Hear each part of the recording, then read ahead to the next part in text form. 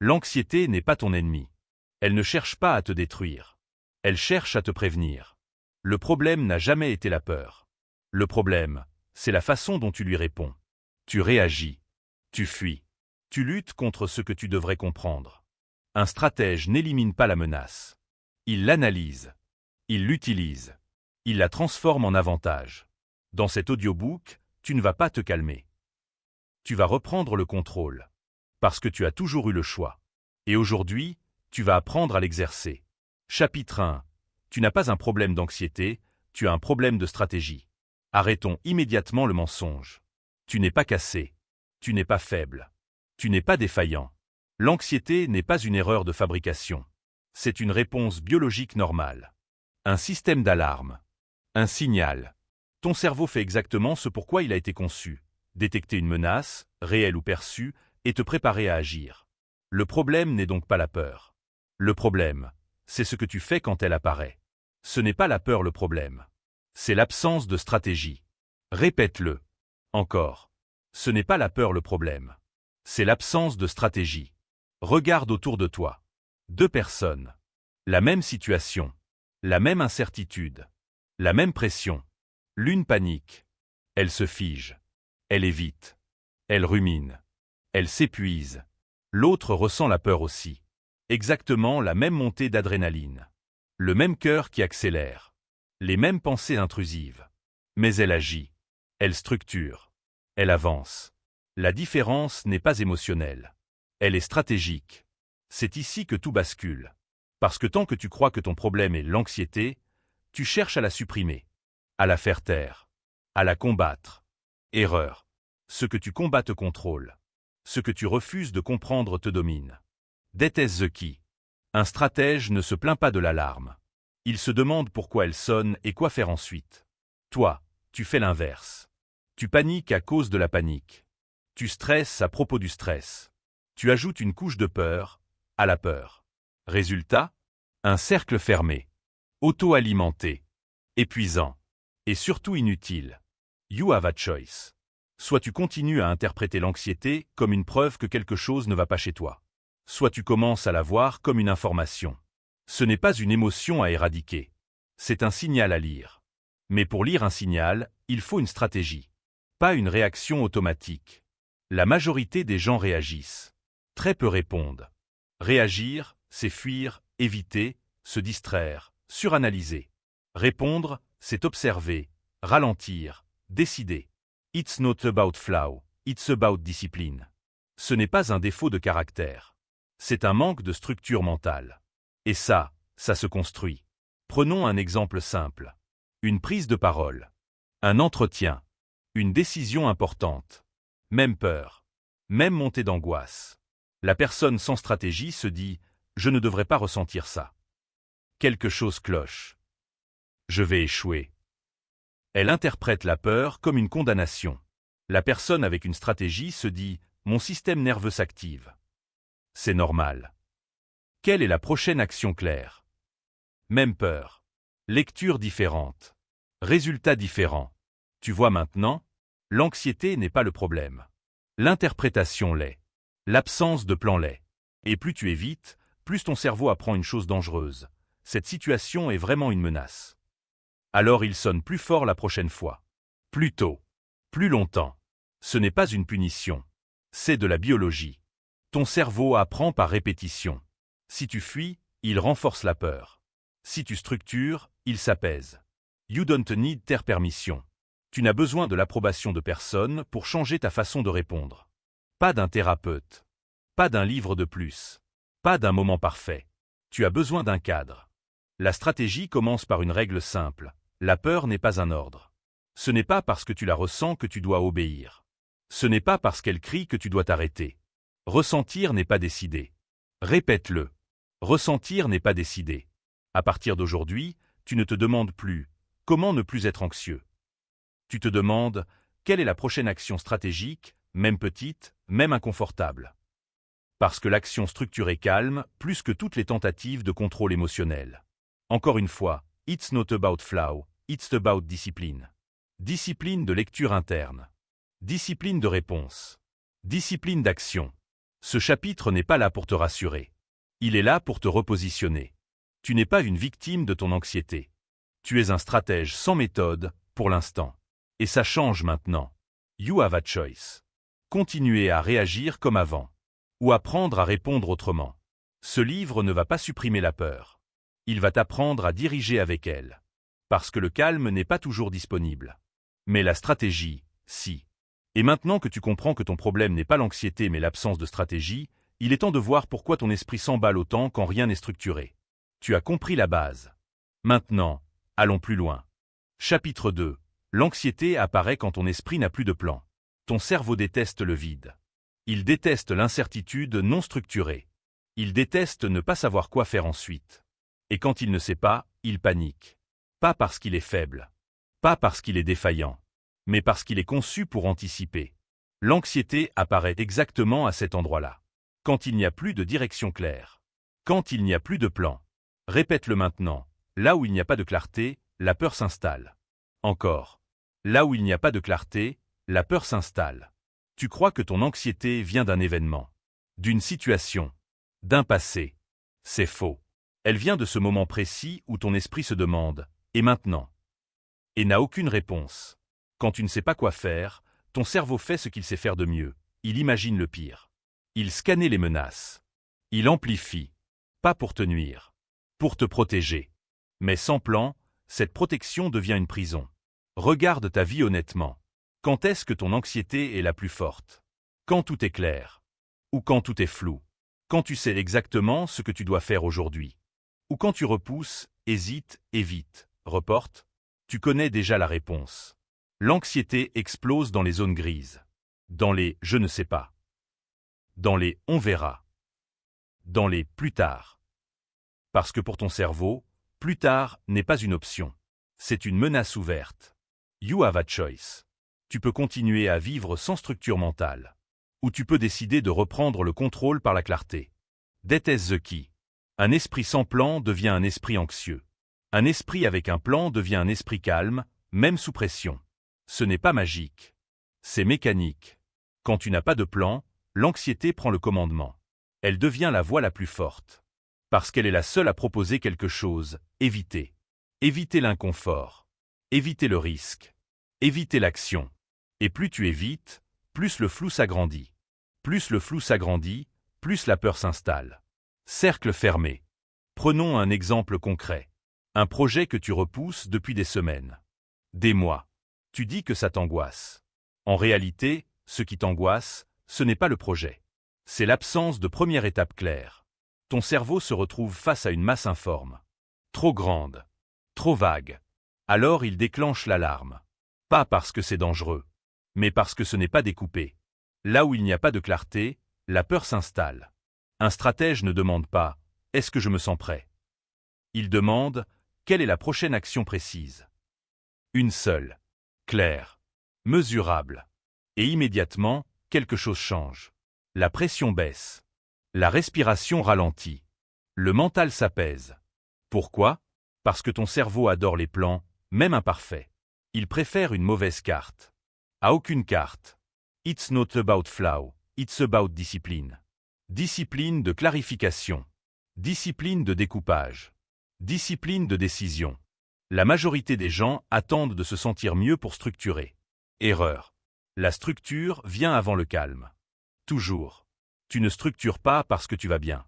Tu vas mieux parce que tu structures. Tu n'as besoin de personne pour mettre de l'ordre dans ton esprit. Pas d'un coach. Pas d'un diagnostic. Pas d'un feu vert extérieur. Tu as besoin d'un stylo mental et d'une règle simple. Jamais de problème sans prochaine action définie. Jamais. Dès que tu sens l'anxiété monter, pose-toi cette question, qu'est-ce qui n'est pas clair? Pas, pourquoi je suis comme ça? Pas, qu'est-ce qui ne va pas chez moi? Mais, où est le flou? Parce que l'anxiété adore se cacher derrière des questions existentielles. Mais elle disparaît devant des décisions concrètes. Tu veux un outil simple? Applique-le dès aujourd'hui. Quand quelque chose t'angoisse, écris. Ce que je sais. Ce que je ne sais pas encore. La prochaine action possible, même minuscule. C'est tout. Ce n'est pas thérapeutique.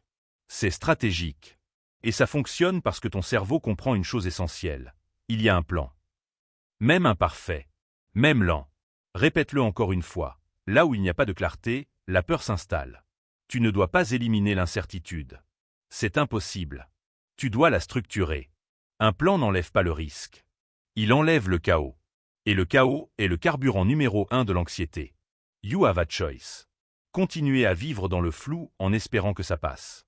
Ou imposer de la clarté, même quand tu as peur. Parce que la peur respecte une chose, la décision. Elle peut crier. Elle peut résister. Mais elle recule quand tu avances avec structure. Ce chapitre n'est pas là pour te rassurer. Il est là pour te responsabiliser. Ton anxiété n'est pas une fatalité. C'est un signal que ton esprit réclame une direction. Et maintenant que tu comprends que la clarté est l'antidote au chaos interne, il est temps de voir une autre vérité inconfortable. Tu n'es pas seulement anxieux à cause du flou. Tu es anxieux parce que tu réagis trop vite. Tu as compris le besoin de plan. Maintenant, apprends à ralentir ta réponse. Chapitre 3. Tu réagis trop vite, tu réfléchis trop tard. Tu ne souffres pas parce que tu ressens trop. Tu souffres parce que tu réagis sans pause. C'est là que tout se joue. Une émotion apparaît. Une tension. Une accélération. Et immédiatement, tu fais quelque chose. Tu évites. Tu rumines. Tu fuis mentalement. Pas parce que tu es faible, mais parce que tu fonctionnes en pilote automatique. Répète-le clairement. Tu as une réaction par défaut, pas une réponse consciente. Encore. Tu as une réaction par défaut, pas une réponse consciente. La majorité des gens confondent ces deux choses. Ils pensent qu'ils choisissent. En réalité, ils obéissent. Réaction émotionnelle pas égale à réponse stratégique. Une réaction est rapide, instinctive, non réfléchie. Une réponse est lente, délibérée, contrôlée. Et l'anxiété se nourrit exactement de cet espace que tu n'utilises pas, la pause. Quand tu réagis trop vite, tu donnes tout le pouvoir à l'émotion. Quand tu introduis une pause, tu reprends le commandement. Regarde les schémas classiques. L'évitement. Tu ressens une peur, tu reportes, soulagement temporaire, anxiété renforcée. La rumination. Tu ressens une inquiétude, tu analyses en boucle, aucune décision, fatigue mentale, anxiété amplifiée. La fuite mentale. Tu ressens une tension, tu te distrais, tu t'engourdis, le problème reste, l'anxiété revient plus forte. Ce ne sont pas des défauts de caractère. Ce sont des réflexes non entraînés. Discipline de ralentissement. Discipline d'observation. Discipline de réponse. Toujours. Mais tu dois comprendre une chose essentielle. La réaction arrive avant la pensée. La réponse arrive après la pause. Et cette pause, personne ne te l'a apprise. Ton cerveau a été conditionné à réagir vite. Notification. Urgence artificielle. Pression sociale. Mais rapide ne veut pas dire intelligent. Rapide ne veut pas dire efficace. Dans un monde anxiogène, celui qui ralentit domine. Tu crois que les personnes calmes n'ont pas d'anxiété. Faux. Elles ont appris à ne pas lui obéir immédiatement. Elles ressentent la même montée, la même chaleur, la même tension. La différence, elles ne bougent pas tout de suite. Elles observent. Répète-le, tu as une réaction par défaut, pas une réponse consciente. Et tant que tu ne rends pas cette réaction visible, elle dirigera ta vie. Voici un exercice simple, inconfortable, mais puissant. La prochaine fois que l'anxiété apparaît, ne fais rien pendant 10 secondes. Rien. Ne fuis pas. Ne justifie pas. Ne t'explique pas. Observe. Observe où ça sert. Observe ce que ton esprit veut faire. Observe l'envie de réagir. Cette pause, c'est de l'entraînement. Ce n'est pas du contrôle émotionnel. C'est de la reprise de pouvoir. You don't need their permission. Tu n'as besoin de l'accord de personne pour ralentir ta réponse. Et quelque chose d'étrange se produit quand tu fais ça. L'émotion ne disparaît pas, mais elle perd son autorité. Parce qu'elle n'est plus suivie automatiquement d'une action. C'est comme un enfant qui crie pour obtenir quelque chose. S'il obtient une réponse immédiate, il apprend à crier plus fort. S'il rencontre une pause ferme, il s'apaise. Ton système nerveux fonctionne exactement pareil. Tu l'as entraîné à réagir vite. Il est temps de l'entraîner à attendre. Tu veux une structure claire? Utilise cette règle simple. Émotion, pause, choix. Pas émotion, réaction, regret. Pause ne veut pas dire suppression. Pause veut dire espace. Et dans cet espace, tu peux enfin poser la seule vraie question stratégique. Quelle est la meilleure réponse possible ici? Pas la plus confortable. Pas la plus rapide. La plus utile. Toujours. Mais si tu ne prends jamais le temps de le voir, tu vivras comme si tu n'en avais aucun. L'anxiété adore la vitesse. Elle déteste la conscience. C'est pour ça que ralentir est une arme. Silencieuse. Puissante. Tu n'as pas besoin d'éliminer tes réactions. Tu dois les retarder. Même de quelques secondes. Parce que ces secondes changent tout. Discipline de pause. Discipline de présence. Discipline de réponse. Ce chapitre n'est pas là pour te rendre plus calme. Il est là pour te rendre plus lucide. Et la lucidité est la base de toute stratégie. Tu as compris que l'absence de plan crée l'anxiété. Tu comprends maintenant que la vitesse de réaction la nourrit. Mais il reste un piège plus profond, plus sournois. Tu crois que l'anxiété vient de l'extérieur. En réalité, elle est maintenue par ce que tu te racontes à l'intérieur. Tu as appris à ralentir. Maintenant, il est temps de contrôler le récit. Chapitre 4. Ton corps est en alerte, pas en danger. Tu crois être en danger. Ton corps, lui, est simplement en alerte. Et cette confusion te coûte cher. Très cher. Respiration courte. Cœur rapide. Tension dans la poitrine. Ventre noué. Tu interprètes ces signaux comme une preuve. Une condamnation. Un verdict. Mais ce ne sont pas des verdicts. Ce sont des messages. Répète-le lentement. Ce que tu ressens n'est pas ce qui se passe. Encore. Ce que tu ressens n'est pas ce qui se passe. Ton corps ne pense pas. Il anticipe. Il ne fait pas la différence entre une menace réelle et une menace imaginée. Il réagit à une possibilité, pas à un fait. Et quand tu confonds alerte et danger, tu paniques au lieu de répondre. L'anxiété n'est pas une preuve que quelque chose va mal. C'est une preuve que ton système de survie est activé. Comme une alarme incendie. Quand elle sonne, tu n'accuses pas l'alarme d'être cassée. Tu vérifies s'il y a un feu.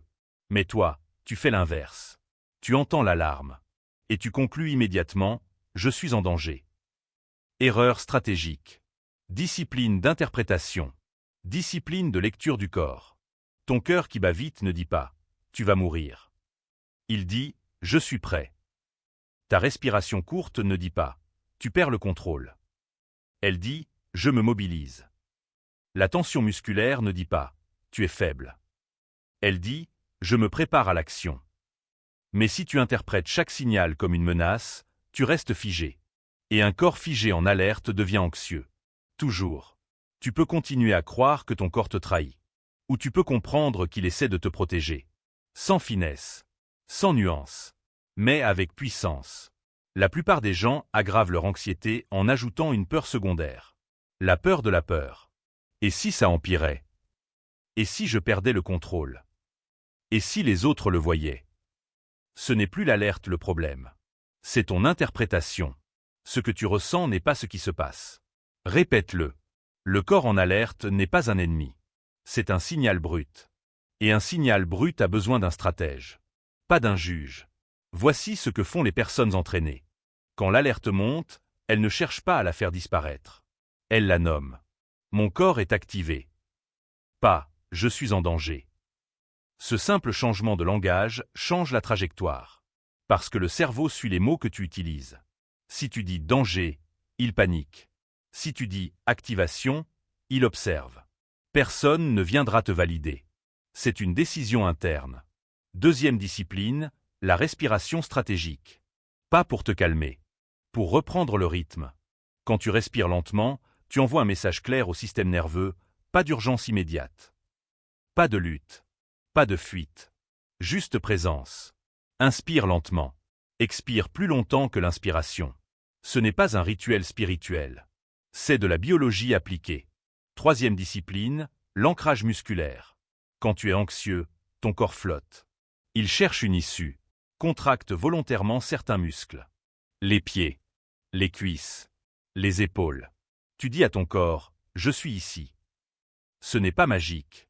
C'est mécanique. It's not about flow, it's about discipline. Discipline corporelle. Discipline de lecture. Discipline de réponse. Tu ne peux pas empêcher l'alerte d'apparaître. Mais tu peux empêcher qu'elle devienne une panique. Mais attention à un piège subtil. Ne cherche pas à supprimer les sensations. Plus tu luttes, plus elles s'intensifient. L'alerte persiste quand elle n'est pas reconnue. Elle se dissout quand elle est comprise. Observe sans interpréter.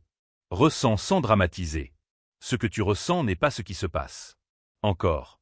Ton corps est un tableau de bord. Pas un juge. Pas un oracle. Il indique une activation. À toi de décider quoi en faire. Et c'est là que la stratégie commence. Une personne anxieuse subit son corps. Une personne stratégique l'utilise. La différence n'est pas la sensibilité. C'est la lecture. Tu n'as pas besoin d'attendre que l'alerte disparaisse pour agir. Tu peux agir avec elle. C'est même souvent le seul moyen qu'elle redescende. L'inaction prolongée dit au cerveau « il y a bien un danger ». L'action mesurée dit « je gère ». You don't need their permission pour agir malgré l'inconfort. Et plus tu pratiques cette lecture correcte, plus ton corps apprend. Il apprend que l'activation ne mène pas toujours au chaos. Il apprend que tu es fiable. Et un système nerveux qui te fait confiance s'active moins souvent. Ce chapitre n'est pas là pour te promettre le confort. Il est là pour te donner de la maîtrise. Tu comprends maintenant que la peur n'est pas le problème. L'absence de plan nourrit l'anxiété. La réaction rapide l'aggrave. Et l'interprétation corporelle erronée la verrouille. Mais il reste une couche encore plus profonde. Encore plus influente. Ce que tu te répètes intérieurement, encore et encore. Tu as appris à lire ton corps. Maintenant, il est temps de corriger la voix qui commande chaque sensation. Chapitre 5. Arrête de combattre l'anxiété, commence à la diriger. Tu fais une erreur classique. Une erreur coûteuse. Tu combats ton anxiété. Tu la repousses. Tu la nies. Tu veux qu'elle disparaisse. Et chaque fois que tu fais ça, elle gagne. Répète-le. Ce que tu combats te contrôle. Encore. Ce que tu combats te contrôle. L'anxiété fonctionne comme une force naturelle. Pas comme un ennemi humain. Tu ne combats pas une tempête. Tu ne frappes pas une vague. Tu ne cries pas sur un feu pour qu'il s'éteigne. Et pourtant, avec l'anxiété, tu fais exactement ça. Résister amplifie. Observer diminue. Plus tu luttes contre la sensation, plus tu envoies un message clair à ton cerveau. Ceci est dangereux. Et le cerveau répond, alors j'augmente l'alerte. Cercle fermé. Piège parfait. Discipline mentale. Discipline émotionnelle.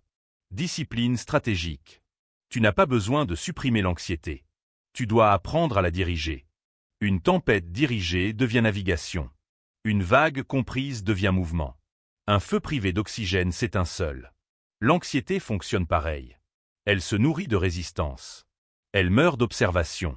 Soit tu continues à te battre contre elle. Soit tu changes de posture. Posture du stratège. Pas du soldat paniqué. Quand l'anxiété monte, fais l'inverse de ce que ton instinct te crie. Ton instinct dit « fuis ». Tu restes. Ton instinct dit « évite ». Tu observes. Ton instinct dit « contrôle ». Tu laisses passer. Ça semble contre-intuitif. Et pourtant, c'est exactement ce qui fonctionne. Parce que l'anxiété n'est pas un problème de force. C'est un problème de relation. Ce que tu combats te contrôle. Encore. Observe une vague. Si tu lui résistes de face, elle te renverse. Si tu plonges sous elle, elle passe. L'observation est une plongée.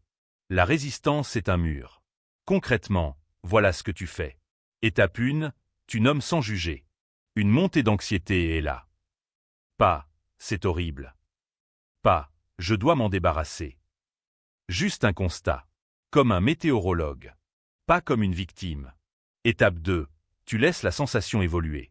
Tu ne cherches pas à la stopper. Tu la laisses monter. Redescendre. Changer. Parce qu'elle le fait toujours. Aucune vague ne reste figée. Aucune tempête n'est éternelle. Étape 3. Tu restes fonctionnel. Tu continues ce que tu faisais. Même lentement. Même imparfaitement. Tu montres à ton cerveau que l'anxiété n'interrompt pas ta vie. Et le cerveau apprend. La majorité des gens attendent d'aller mieux pour agir. Erreur. Les stratèges agissent pour aller mieux. You don't need their permission pour agir inconfortable. Tu n'as pas besoin d'être calme pour avancer. Tu avances, et le calme suit. Ce renversement change tout. Parce que l'anxiété adore être le centre de l'attention. Elle déteste être ignorée avec calme. Comme un feu. Sans oxygène, il faiblit. Ton attention est l'oxygène. Lutter égale souffler dessus. Observer égale retirer l'air. Ce que tu combats te contrôle. Encore. Mais attention. Observer ne veut pas dire analyser sans fin. Observer, c'est ressentir sans commenter. Pas de scénario. Pas d'histoire. Pas de « et si ». Juste des sensations. chaud, froid, tension, relâchement. Quand tu enlèves le récit, l'anxiété perd sa narration. Et sans narration, elle perd son pouvoir. Discipline de silence intérieur. Discipline de présence. Et voici la vérité inconfortable. Tant que tu cherches à te sentir bien tout le temps, tu resteras anxieux. Parce que tu fais de l'absence d'anxiété un objectif. Mauvais objectif. Le bon objectif, c'est la capacité à fonctionner avec elle. La liberté n'est pas l'absence de peur. C'est l'absence de soumission. Tu peux continuer à courir après le calme. Ou tu peux construire la stabilité. Le calme est fluctuant. La stabilité est entraînable. Et chaque fois que tu observes sans résister, tu entraînes ton système nerveux. Tu lui dis « Je suis capable ». Ce message est plus puissant que n'importe quelle technique. Ce chapitre te demande du courage. Pas un courage spectaculaire. Un courage silencieux. Rester. Respirer. Observer. S'enfuir. Sans combattre. Ce que tu combats te contrôle. Ce que tu diriges te sert. Répète-le. Tu n'es pas là pour gagner contre l'anxiété. Tu es là pour l'utiliser comme un signal. Un indicateur. Un appel à la clarté. Et plus tu pratiques cette posture, moins elle a besoin de crier. Parce qu'elle est enfin entendue. Tu viens d'apprendre à diriger l'anxiété au lieu de la subir. Mais il reste une pièce maîtresse. Même en observant, même en dirigeant. Certains schémas reviennent. Pourquoi? Parce que certaines habitudes invisibles alimentent le terrain. Et tant que tu ne les vois pas, tu continues à arroser ce que tu veux faire disparaître. Tu as cessé de combattre. Tu as appris à diriger. Maintenant, il est temps de couper l'alimentation à la source. Chapitre 6. L'anxiété se nourrit de ton imagination, pas de la réalité. Regarde bien ce que je vais te dire. Parce que c'est un tournant. L'anxiété ne vient presque jamais de ce que tu vis. Elle vient de ce que tu imagines. Pas du présent. Du futur. Un futur inventé. Amplifié. Déformé. Répète-le. Tu souffres d'un futur qui n'existe pas. Encore. Tu souffres d'un futur qui n'existe pas. Ton corps est ici. Maintenant. Assis. En sécurité. Mais ton esprit, lui, est déjà ailleurs. Dans 3 jours. Dans 6 mois. Dans un scénario catastrophe parfaitement détaillé. L'anxiété adore l'anticipation. Parce que l'anticipation n'a aucune limite. La réalité est finie. Le présent est concret. Mais l'imagination, elle peut tout inventer. Et ton cerveau ne fait pas la différence. Pour lui, un danger imaginé déclenche la même alerte qu'un danger réel. Même rythme cardiaque. Même tension. Même panique. It's not about flow, it's about discipline. Discipline de l'attention. Discipline de la pensée. Regarde tes journées. Tu n'es pas anxieux parce que quelque chose arrive. Tu es anxieux parce que quelque chose pourrait arriver. Et si je me trompe? Et si ça tourne mal? Et si je perds le contrôle? Des phrases. Des films mentaux. Des répétitions. Encore et encore. Tu ne vis pas un problème. Tu répètes une histoire. You have a choice. Soit tu continues à nourrir ces scénarios. Soit tu apprends à les interrompre. Parce que chaque scénario imaginé devient un entraînement. Tu entraînes ton cerveau à avoir peur. Ou tu l'entraînes à revenir au réel. Le futur imaginé est plus anxiogène que le présent vécu. Pourquoi? Parce que le présent est gérable. Le futur est flou. Et le cerveau déteste le flou. Alors il remplit. Avec le pire. Toujours. Pas parce que tu es faible. Parce que c'est son rôle. Mais ce rôle, tu peux le canaliser. Tu n'as pas besoin de supprimer tes pensées. Tu dois apprendre à changer ton rapport avec elles. Une pensée anxieuse n'est pas une prophétie. C'est une hypothèse. Et une hypothèse n'exige pas ton obéissance. Voilà la discipline à installer. Quand une pensée anxieuse arrive, tu poses une question simple. Est-ce que cela se passe maintenant? Pas demain. Pas plus tard. Maintenant. Dans 90% des cas, la réponse est non. Et là, tu reviens au réel. Tes pieds. Ta respiration. Ce que tu vois. Ce que tu entends. Tu arraches ton attention au futur imaginaire. Ce geste est simple. Mais puissant. Parce que l'anxiété ne survit pas longtemps dans le présent. Elle a besoin d'histoire. De projection. De scénario. Sans ça, elle s'effondre. Exemple concret. Tu dois parler à quelqu'un demain. Ton esprit crée 10 conversations catastrophes. Regarde la vérité. La conversation n'a pas encore eu lieu. Tout le reste est fiction. Et pourtant, ton corps réagit comme si c'était réel. Pourquoi? Parce que tu vis dans l'anticipation, pas dans l'action. Discipline de revenir. Encore. Et encore. Chaque fois que tu anticipes, tu paies un prix émotionnel avant l'événement. Double peine. Une fois maintenant. Une fois plus tard. Les stratèges refusent de payer 2 fois. Tu peux continuer à vivre dans le « et si » ou tu peux vivre dans le « ici ». Et attention, vivre dans le présent ne veut pas dire ignorer l'avenir. Ça veut dire planifier sans paniquer, préparer sans ruminer. La préparation est stratégique. La rumination est anxieuse. 2 choses différentes. Voici une règle simple. Si une pensée t'amène à une action concrète, garde-la. Si elle ne t'amène qu'à plus de peur, coupe-la. Sans débat. Tu ne négocies pas avec une imagination anxieuse. Tu la cadres. Comme un stratège. Parce que tant que tu crois que chaque pensée est importante, tu restes prisonnier. Change cette croyance.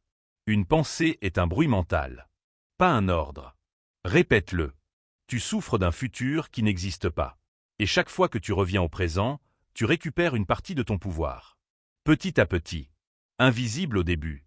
Évident plus tard. Parce que l'anxiété n'est pas éliminée par un grand déclic. Elle est affaiblie par des micro-retours répétés au réel. Discipline. Encore elle. Ce n'est pas spectaculaire. Ce n'est pas magique. Mais c'est efficace. Et surtout, c'est durable. Tu n'es pas anxieux parce que le monde est dangereux. Tu es anxieux parce que ton esprit vit trop loin devant. Ramène-le. Encore. Et encore. Tu as appris à ne plus combattre l'anxiété. Tu as appris à ne plus croire chaque pensée. Tu as appris à revenir au présent. Mais il reste un élément critique. Même avec une bonne stratégie mentale, si ton énergie est chaotique, si ton rythme est instable, l'anxiété trouve toujours une brèche. Parce qu'un esprit fatigué imagine plus. Un corps épuisé panique plus. Tu as travaillé la stratégie. Maintenant, il est temps de parler de carburant. Chapitre 7. Discipline mentale. Ton arme principale. Si tu dois retenir une chose de ce chapitre, une seule, c'est celle-ci. L'anxiété ne disparaît pas avec le calme. Elle diminue avec la constance. Ce n'est pas ce que tu ressens qui compte. C'est ce que tu répètes. Encore. Et encore. Beaucoup de gens cherchent à aller mieux. À se sentir apaisés. À attendre que l'anxiété tombe avant d'agir. Erreur stratégique. Les stratèges n'attendent pas un état émotionnel idéal. Ils construisent une structure qui réduit mécaniquement le chaos. Rituel. Routine. Cadre fixe. Pas pour être rigide. Pour être stable. Soit tu continues à improviser tes journées, et ton anxiété improvise avec toi. Soit tu imposes une discipline minimale, et ton système nerveux se calme de lui-même. Parce que le cerveau adore la prévisibilité. Le flou l'épuise. L'imprévisible l'alerte. La structure le rassure. Ce n'est pas une opinion. C'est de la biologie. Ce n'est pas un défaut. C'est une discipline. Regarde les moments où ton anxiété est la plus forte. Le matin sans cadre. Les journées sans plan. Les soirées sans limite. Toujours les mêmes zones. Pas parce que tu es fragile. Parce que ton esprit n'a rien à quoi se raccrocher. Alors il crée. Il imagine. Il anticipe. Et l'anxiété prend la place laissée vide. La discipline mentale, ce n'est pas méditer pendant 2 heures. Ce n'est pas devenir zen. Ce n'est pas supprimer les pensées. C'est répéter les mêmes bases, même quand tu n'en as pas envie. Heure de lever cohérente. Rituel de démarrage. Temps défini pour travailler. Temps défini pour couper. Simple. Basique. Mais puissant. Parce que chaque rituel enlève une décision. Moins de décision égale moins de fatigue mentale. Moins de fatigue égale moins d'anxiété. Tu veux un exemple concret? Une personne anxieuse commence sa journée en regardant son téléphone. Informations aléatoires. Messages. Comparaison. Son système nerveux est attaqué avant même le petit déjeuner. Une personne disciplinée commence par la même séquence chaque matin. Silence. Respiration. Mouvement. Objectif clair. Résultat? Même cerveau. Réponse différente. Ce n'est pas une question de personnalité. C'est une question de structure. Personne ne va venir t'autoriser à être discipliné. Personne ne va te sauver de ton chaos. Tu choisis. Autre point essentiel. La discipline n'est pas une prison. C'est une protection. Les gens indisciplinés croient être libres. En réalité, Ils sont gouvernés par leurs émotions du moment. Envie égale action. Peur égale fuite. Fatigue égale abandon. Les gens disciplinés font l'inverse. Action d'abord. Émotion ensuite. Toujours. Ce n'est pas spectaculaire. Mais c'est ce qui réduit l'anxiété à long terme. Parce que ton esprit apprend une chose cruciale. Je peux me faire confiance. Voici une règle simple. Si ton système est stable, ton esprit se stabilise. Si ton système est chaotique, ton esprit panique. Alors commence petit. Très petit. Un seul rituel le matin. Toujours le même. Même durée. Même ordre. Tu ne négocies pas avec. Tu l'exécutes. Même fatigué. Même stressé. Surtout stressé. Ce n'est pas un défaut. C'est une discipline. Autre point fondamental. La constance bat l'intensité. Faire beaucoup une fois ne sert à rien. Faire peu tous les jours change tout. Ton anxiété ne se construit pas en un jour. Elle se déconstruit de la même façon. Par accumulation inverse. Chaque jour structuré est un vote pour un esprit plus stable. Chaque jour chaotique est un vote pour l'alerte permanente. Et oublie l'excuse du « je suis comme ça ». Non. Tu es comme tu t'entraînes à être. Ton identité actuelle est le résultat de tes habitudes passées. Rien de plus. Rien de moins. Change les habitudes. L'identité suit. La discipline mentale, c'est aussi savoir dire non. Non aux sollicitations inutiles. Non aux discussions vides. Non à l'exposition constante au bruit. Chaque « oui » inutile est une micro-agression pour ton système nerveux. Tu n'as pas besoin d'être disponible tout le temps. Tu n'as pas besoin de répondre immédiatement. Tu n'as pas besoin d'exister dans le chaos des autres. You don't need their permission pour protéger ton attention. Protège-la. Parce que ton attention est ton levier principal contre l'anxiété. Moins de dispersion égale plus de stabilité. Encore une fois, ce n'est pas un défaut. C'est une discipline. Et oui, au début, c'est inconfortable. Ton ancien toi va résister. Il va dire que c'est trop rigide. Trop dur. Trop contraignant. Mensonge. Ce qui est contraignant, c'est l'anxiété chronique. Ce qui est épuisant, c'est l'improvisation permanente. La discipline te libère. Mais seulement après l'effort initial. Tu n'as pas besoin de contrôler tes pensées toute la journée. Tu dois contrôler ton cadre. Le cadre fait le travail pour toi. Et plus tu es constant, moins tu as besoin de lutter. Parce que ton système apprend. Lentement. Silencieusement. Mais sûrement. Tu n'as pas un problème de calme. Tu as un problème de constance. Et maintenant que tu comprends ça, tu ne peux plus faire semblant. Soit tu continues à traiter l'anxiété comme une émotion à supprimer. Soit tu la traites comme un signal à structurer ta vie. Les stratèges choisissent toujours la deuxième option. Tu as posé les bases. Tu as appris à répondre, pas à réagir. Tu as installé une discipline. Mais il reste un dernier piège. Même avec une bonne stratégie et une bonne structure, si tu laisses certaines habitudes toxiques intactes, l'anxiété reviendra. Parce qu'il y a des comportements qui sabotent tout le reste.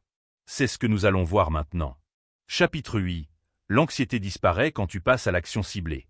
Si tu retires une seule leçon de ce chapitre, c'est celle-ci. L'anxiété est paralysie, l'action est liberté. Tu peux ruminer, analyser, anticiper. Rien ne changera si tu ne bouges pas. L'inaction nourrit le monstre. L'action l'affaiblit. C'est le premier principe que tout stratège de l'esprit comprend. Et pourtant, la plupart des gens restent coincés. Ils attendent le bon moment. Ils cherchent le plan parfait. Ils pensent que ressentir moins d'angoisse doit précéder l'action. Erreur. C'est exactement l'inverse. L'action est un anxiolytique naturel. L'anxiété adore le vide. Chaque minute passée à ne rien faire est une minute où ton cerveau imagine le pire. Chaque seconde de rumination est un vote pour l'angoisse. Chaque hésitation renforce le signal. Danger imminent. Tu choisis de rester figé ou tu choisis de bouger. C'est aussi simple que ça. Pas besoin de permission. Pas besoin de courage héroïque. Juste de mouvements ciblés. Alors comment passer à l'action sans tomber dans l'agitation inutile? C'est là que les micro-actions stratégiques entrent en jeu. Commence petit. Un pas précis, mesurable, dirigé vers un objectif concret. Pas 10 tâches en même temps. Pas des « j'essaierai peut-être ». Une action claire, définie, répétable. Exemple, tu te sens submergé par un projet professionnel. La peur paralyse ton esprit. Au lieu de réfléchir à tout le plan, tu fais une seule chose, rédiger un email, classer un fichier, contacter une personne. Boum. La machine mentale s'enclenche. Tu as transformé l'angoisse en mouvement. Ce petit pas envoie un signal clair à ton cerveau. Je peux agir malgré la peur. Je contrôle quelque chose. Chaque micro-action réduit la tension, augmente la confiance, nourrit l'élan. L'action crée de la clarté. La clarté détruit l'illusion du danger. Le danger est seulement dans ton imagination, mais l'action le rend réel et maîtrisable. Autre point crucial, la répétition transforme l'anxiété en routine de victoire. Répéter de petites actions stratégiques chaque jour entraîne ton esprit à se concentrer sur le concret, pas sur l'hypothétique. Chaque action devient un antidote. Chaque action te rappelle que tu as le contrôle. Chaque action renforce ton identité. Je suis quelqu'un qui agit malgré la peur. Ne confonds pas vitesse et efficacité. Ne te précipite pas juste pour faire quelque chose. L'action doit être ciblée. Chaque mouvement a une intention. Chaque pas a un objectif. Chaque micro-action construit ton système de sécurité contre l'anxiété. Exemple concret, tu dois préparer une présentation qui te stresse. Au lieu de réviser mentalement les catastrophes possibles, tu écris la première diapositive, puis la deuxième. Puis tu pratiques 30 secondes à voix haute. Voilà. Ton anxiété baisse. Tu as déplacé l'énergie de la peur vers le contrôle. L'action ciblée te reconnecte avec la réalité. Elle te fait sentir vivant. Elle dissout la paralysie. Elle montre que tes craintes ne sont pas invincibles. Personne ne viendra te dire « Maintenant, tu peux agir ». Personne ne validera ton mouvement. Tu n'as pas besoin d'approbation. Chaque action est ton ticket pour sortir du cycle de la peur. Autre règle stratégique, ne sous-estime jamais le pouvoir du momentum. Une fois que tu commences, même avec une micro-action, l'élan s'auto-alimente. Le deuxième pas est plus facile. Le troisième aussi. Avant même que tu t'en rendes compte, la paralysie initiale s'est évaporée. Chaque action est un antidote. Chaque mouvement est une preuve. Chaque micro-succès affaiblit l'anxiété. Répète après moi, l'action est un anxiolytique naturel. L'action est un anxiolytique naturel. L'action est un anxiolytique naturel. Même si c'est difficile. Même si tu n'en as pas envie. Même si tu es fatigué. C'est ici que la discipline mentale et la stratégie se rejoignent. Sans discipline, tu restes immobile. Avec discipline, tu actives ton pouvoir chaque jour. Eunazeur. L'action réduit l'incertitude. Chaque micro-action apporte des résultats tangibles. Résultat égale donnée. Donnée égale clarté. Clarté égale anxiété diminuée. Si tu es bloqué par la peur de l'échec, commence par une action qui ne peut pas échouer. Rien de trop grand. Rien de dramatique. Juste un petit pas qui met ton système en mouvement. Encore une fois, l'action dissout l'angoisse. C'est ton levier le plus puissant. C'est gratuit. C'est immédiat. Et personne ne peut te l'enlever. Choisis la paralysie. Ou choisis le mouvement stratégique. Chaque micro-action que tu fais est un message clair pour ton cerveau. Je contrôle quelque chose. Je ne suis pas à la merci de mes émotions. Et ce message change tout. Pas demain. Pas la semaine prochaine. Maintenant. Tu ne peux pas attendre de te sentir prêt. Tu dois agir pour devenir prêt. Alors commence. Micro-action. Une seule. Puis une autre. Puis une autre. Tu verras ton anxiété se dissoudre silencieusement, mais sûrement. Et maintenant que tu as compris le pouvoir de l'action ciblée, il reste un dernier aspect à maîtriser. La transformation de ton dialogue intérieur pour qu'il soutienne, et non qu'il sabote ton action. Chapitre 9. Ton identité actuelle protège ton anxiété. Avant de commencer, répète ceci. Tu n'es pas anxieux. Tu es quelqu'un qui apprend à diriger. Si tu crois que « je suis anxieux » est une simple description, détrompe-toi. C'est un conditionnement mental, une prison que tu construis avec chaque répétition, chaque mot que tu murmures à toi-même. Et la vérité, c'est que tu renforces ce que tu répètes. You have a choice. Tu peux continuer à te définir par la peur. Ou tu peux choisir de te définir par l'action. C'est simple. C'est radical. Et c'est immédiat. Tu n'es pas anxieux. Tu es quelqu'un qui apprend à diriger. 1. L'illusion de l'identité fixe. Beaucoup de gens pensent « je suis comme ça ». C'est moi.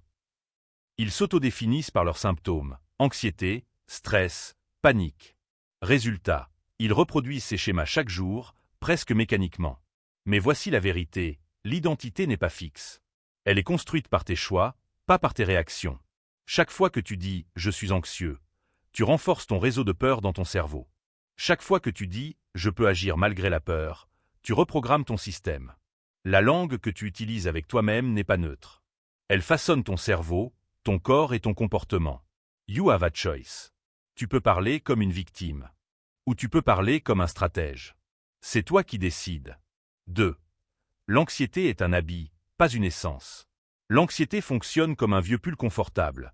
Tu sais qu'il te sert, qu'il gratte, mais tu continues à le porter parce que tu l'as toujours porté. Changer de pull demande de la conscience et du courage. Changer ton identité demande la même chose. Commence par des micro-changements. Remplace « je suis anxieux » par « je fais face à l'inconfort ». Remplace « je ne peux pas » par « je choisis d'agir malgré la peur ». Remplace « c'est trop pour moi » par « je peux gérer ça » étape par étape. Répète ces phrases jusqu'à ce qu'elles deviennent naturelles. Chaque répétition est un renforcement. Chaque renforcement est une brique dans ton identité stratégique. Ce que tu répètes se transforme en réalité. C'est le pouvoir de la neuroplasticité. Ton cerveau est malléable. Mais seulement si tu choisis de travailler activement sur lui. 3. Action cohérente égale identité dirigée. Dire que tu veux changer ne suffit pas. L'identité se construit par l'action répétée, pas par le souhait ou l'intention. Chaque micro-action stratégique, chaque confrontation à la peur, chaque étape accomplie renforce la nouvelle identité que tu choisis. Exemple concret, tu as peur de parler en public. Au lieu de dire « je suis timide », tu dis « je vais pratiquer 5 minutes aujourd'hui ». Tu le fais. Puis tu répètes le lendemain. Puis le jour suivant. Résultat, l'identité ne dit plus « je suis anxieux ». Elle dit « je suis quelqu'un qui agit malgré la peur ». Répète après moi. Tu n'es pas anxieux. Tu es quelqu'un qui apprend à diriger. Tu n'es pas anxieux. Tu es quelqu'un qui apprend à diriger. Tu n'es pas anxieux. Tu es quelqu'un qui apprend à diriger. 4. Le piège du « toujours moi ». Ton identité actuelle te protège de l'inconfort. Je suis anxieux te justifie de ne pas agir. Je suis stressé te permet de procrastiner. Mais c'est un mensonge confortable. Un mensonge qui te maintient prisonnier. Réalité, personne ne peut te libérer sauf toi. Personne ne donnera la permission d'être courageux. Personne ne viendra corriger ton dialogue intérieur.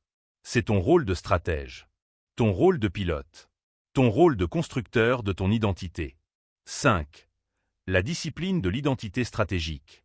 Chaque jour, observe tes pensées. Chaque fois que tu te surprends à dire « je suis anxieux », interromps-toi. Redirigez cette phrase vers une affirmation d'action. Exemple. Pensée automatique. Je suis trop nerveux pour appeler ce client. Correction stratégique. Je choisis d'appeler ce client malgré la nervosité. Répète. Répète. Répète. Chaque répétition est un gain de liberté. Chaque affirmation d'action est un coup de marteau sur les chaînes de l'anxiété. C'est une discipline mentale quotidienne. Pas une révélation soudaine. Pas un coup de chance. Une discipline constante qui façonne ton identité. 6. Exercice pratique. Liste d'identité stratégique. Note 3 phrases qui décrivent la personne que tu veux devenir. Micro-action ciblée. Accomplis au moins une action par jour qui correspond à ces phrases. Journal de validation. Écris chaque soir comment ton action a renforcé cette identité.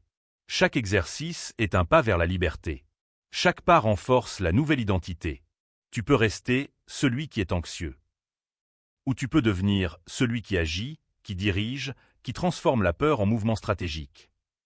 L'identité actuelle est le gardien de ton anxiété. Change ton identité et tu changes ton expérience. Change ton langage et tu reprogrammes ton cerveau. Change tes micro-actions et tu construis une personne qui maîtrise son esprit et non qui est dominée par lui. Répète encore une fois, tu n'es pas anxieux. Tu es quelqu'un qui apprend à diriger. Tu as maintenant compris comment ton identité soutient ou sabote ton anxiété. La prochaine étape, transformer cette stratégie en force silencieuse, toujours active, toujours disponible, même dans les moments les plus difficiles. Chapitre 10. Le calme n'est pas l'objectif, le contrôle l'est. Avant toute chose, écoute attentivement. Tu n'as pas besoin de supprimer la peur. Tu dois la dépasser. Tout au long de cet audiobook, nous avons exploré comment l'anxiété se forme, comment elle te contrôle et comment la discipline mentale peut transformer ton expérience. Ce chapitre final va te montrer le point culminant. Le calme n'est pas la clé, le contrôle l'est. Tu peux attendre d'être parfaitement détendu pour agir. Ou tu peux agir maintenant, malgré la peur, malgré l'anxiété. C'est la différence entre un stratège et une victime de son mental. Tu n'as pas besoin de supprimer la peur. Tu dois la dépasser. 1. Comprendre la peur comme moteur. La peur n'est pas ton ennemi. C'est un signal. Une alerte. Une énergie que tu peux canaliser. Le stratège ne cherche pas à l'éliminer. Il l'utilise. Exemple concret. Tu dois parler en public et tu sens ton cœur s'emballer. Un non-stratège se fige, rumine, repousse. Le stratège prend ce signal et l'utilise pour être plus vigilant, plus concentré, plus préparé. Répète après moi. La peur est un carburant, pas un frein. Chaque fois que tu agis malgré elle, tu démontres que tu contrôles l'action, pas l'émotion. Le contrôle n'est pas l'absence de peur. Le contrôle est la capacité de choisir tes actions malgré la peur. 2. L'action stratégique avant le calme. Beaucoup croient qu'il faut se sentir bien avant de passer à l'action. C'est un piège. Le stratège sait que le calme est un sous-produit de l'action ciblée, jamais un préalable. Exemple. Envoyer un email difficile malgré l'angoisse. Faire un appel important malgré la nervosité. Commencer une tâche intimidante sans se sentir prêt. À chaque micro-action réussie, tu gagnes en contrôle. À chaque micro-action, le cerveau reçoit un signal. Je peux agir même si je ressens la peur. Tu n'as pas besoin de supprimer la peur. Tu dois la dépasser. 3. Construire un plan de contrôle. Le contrôle vient de la stratégie. Sans plan, la peur domine. Avec un plan, tu deviens pilote. Voici comment faire. Identifie l'action prioritaire. Fractionne-la en micro-étapes. Agis immédiatement sur la première étape, sans attendre la motivation. Chaque étape franchie est une preuve tangible que tu diriges, pas que tu subis. Chaque micro-victoire renforce ton identité de stratège. Chaque répétition transforme la peur en énergie contrôlable. Tu peux rester paralysé par l'anxiété. Ou tu peux créer un plan et avancer, même avec le cœur qui bat. 4. Le rôle de la respiration et de l'ancrage physique. Le contrôle mental ne se limite pas à l'esprit. Ton corps parle, et il doit être aligné avec tes décisions. Respiration profonde, posture droite, mouvement conscient. Ce sont des outils pour transformer le signal d'alarme en commande. Exemple pratique. Inspire profondément en comptant jusqu'à 4. Retiens l'air 2 secondes. Expire en comptant jusqu'à 6. Répète 3 fois. Observe comment ton rythme cardiaque ralentit, comment ton cerveau devient plus clair. Chaque respiration consciente est une micro-prise de contrôle sur ton anxiété. La discipline mentale s'exprime à travers l'action et le corps. Le contrôle n'est pas théorique, il est pratique, immédiat, répétitif. 5. Redéfinir l'échec et l'inconfort. Le stratège ne fuit pas l'inconfort. Chaque inconfort est une opportunité de pratiquer le contrôle. Chaque tentative ratée est un feedback stratégique, pas un jugement de valeur. Exemple, tu échoues à livrer une présentation parfaite. Non stratège, panique, rumine, doute. Stratège, analyse, ajuste, agis à nouveau. Chaque pas, même imparfait, renforce ton contrôle et ton identité. Tu n'as pas besoin de supprimer la peur. Tu dois la dépasser. 6. Intégrer le contrôle dans ta vie quotidienne. Le contrôle n'est pas réservé aux grandes crises. Chaque décision, chaque tâche, chaque interaction est une occasion de pratiquer. Commence la journée avec un micro-plan stratégique. Décide consciemment de l'action la plus importante. Exécute-la malgré les émotions. Chaque répétition quotidienne fait du contrôle une seconde nature, un réflexe automatique. Tu peux laisser l'anxiété dicter tes journées. Ou tu peux décider que le contrôle guide tes décisions, peu importe la peur présente. Répète après moi, encore et encore. Je n'ai pas besoin de supprimer la peur. Je peux agir malgré elle. Le contrôle est mon objectif. Le calme suivra. Chaque micro-action renforce mon identité stratégique. Le calme viendra. Mais seulement si tu agis. Le calme n'est jamais le point de départ. Le contrôle est le point de départ. C'est là que la transformation devient réelle. Tu ne subis plus. Tu choisis. Tu diriges. Tu avances. Aujourd'hui, tu as appris que l'anxiété est normale, mais elle peut être dirigée. Ton identité façonne ton expérience. L'action, la discipline et le contrôle surpassent le calme ou la suppression de la peur. Voici ton défi immédiat. Identifie une situation qui te fait peur aujourd'hui et agis dessus, maintenant, avec un micro-plan. Peu importe la peur. Peu importe l'inconfort. Agis. Contrôle. Dirige. Répète. Tu n'as pas besoin de supprimer la peur. Tu dois la dépasser. Répète. Agis. Transforme. Tu as maintenant toutes les clés. Chaque chapitre de cet audiobook t'a préparé à ce moment. Le contrôle n'attend pas. Il commence maintenant. Tu viens de comprendre une chose essentielle. L'anxiété n'est pas une faiblesse. C'est une énergie mal dirigée. Tu peux continuer à la subir. Ou tu peux apprendre à la gérer comme un stratège. Tu as le choix. Toujours. Chaque fois que la peur apparaît, rappelle-toi, ce n'est pas un ordre. C'est une information. Respire. Observe. Décide. Ce n'est pas à l'anxiété de diriger ta vie. C'est à toi. Alors maintenant, ferme cette vidéo. Et fais une chose précise, concrète, stratégique. Pas quand tu iras mieux. Maintenant. Parce que le contrôle ne se pense pas. Il se prend.